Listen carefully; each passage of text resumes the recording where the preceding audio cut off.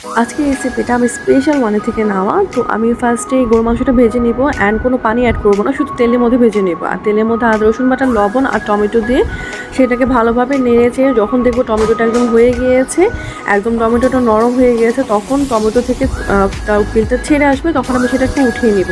তো উঠিয়ে নেওয়ার পর সেটাতে টমেটো সস অ্যান্ড দারচিনি অ্যান্ড তেজপাতা দিয়ে সেটাকে ভালোভাবে নেড়ে ছেড়ে সাইডে একটা পকেট বানিয়ে নিব। সেটাতে দারচিনি, এলাচি, লং, গোলমরিচ, স্টার, জায়ফল যদি সব কিছু একবারে পকেট বানিয়ে নিব। পকেট বানিয়ে নিয়ে সেটাকে ভালোভাবে মাংসের সাথে নেড়ে চেড়ে ঢেকে দেবো। তো ঢেকে দেওয়ার সাথে একটা পেঁয়াজ অ্যাড করে দিব, পেঁয়াজ কুচি। তো পেঁয়াজ কুচি অ্যাড করে দিয়ে ভালোভাবে নেড়ে চেড়ে যখন দেখবো যে একদম হয়ে গিয়েছে, ভালো একটা স্মেল বের হয়েছে সে মাংস থেকে, তখন আমি বুঝবো যে একদম হয়ে গেছে, তখন আমি গার্লিক দিয়ে দিব। তো গার্লিক দেওয়ার পর মাংস যে স্মেলতে যে মশলার যে পকেটটা বানিয়েছিলাম সেটাকে আমি উঠিয়ে নেব। তো উঠিয়ে নিয়ে সেটাতে আমি ভালোভাবে যাতে তেলটা ছেড়ে আসে অ্যান্ড ভালোভাবে হয়ে যায়, কুকটা হয়ে গিয়েছে। এবং খেয়াল রাখতে হবে সেটা কিন্তু কোনো পানি অ্যাড করা যাবে না। তো পানি ছাড়া এই পুরো রান্নাটা হয়ে যাবে।